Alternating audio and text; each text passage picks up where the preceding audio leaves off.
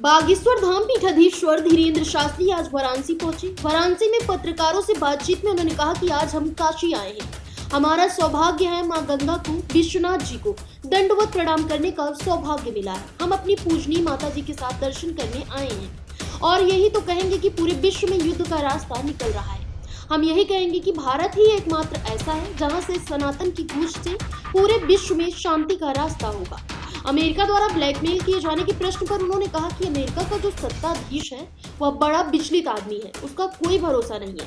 वह सुबह कुछ बोलता है और शाम को कुछ और बोलता है। ऐसे लोगों का कोई भरोसा नहीं है।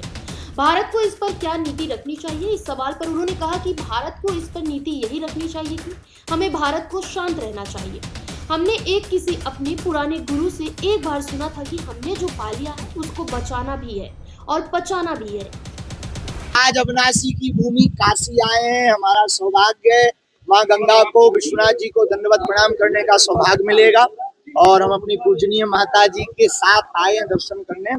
और यही कहेंगे कि पूरे विश्व में युद्ध का रास्ता निकल रहा है और हम यही कहेंगे कि भारत ही एकमात्र ऐसा है जहां से सनातन की गूंज से पूरे विश्व में शांति का रास्ता होगा। अमेरिका द्वारा ब्लैकमेल करने का विपक्ष आरोप लगा रहा है कि भारत को इसमें ब्लैकमेल कर रहा है। अमेरिका विपक्ष आरोप लगा रहा है। अमेरिका का जो सत्ताधीश है वो बड़ा जो है विचलित आदमी है, उसका कोई भरोसा मत करना। वो सुबह कुछ और बोलता है, शाम को कुछ और बोलता है। ऐसे लोगों का कोई भरोसा नहीं। तो भारत को इस पर क्या नीति रखनी चाहिए महाराज जी?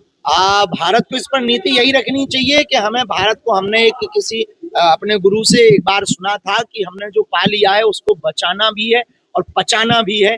हमें ये वर्तमान में विचार करना है कि क्या नहीं करना है, क्या क्या करना है ये विचार नहीं, क्या नहीं करना ये विचार जरूर। देखो, हम सभी संतों के प्रत्येक अभियान से हम जुड़े हैं और जो सनातन का, गौ माता का, गीता का, गाय का, गंगा का, गोविंद का, गोपाल का कार्य कर रहे हैं, हम उनके दास हैं और करते रहेंगे।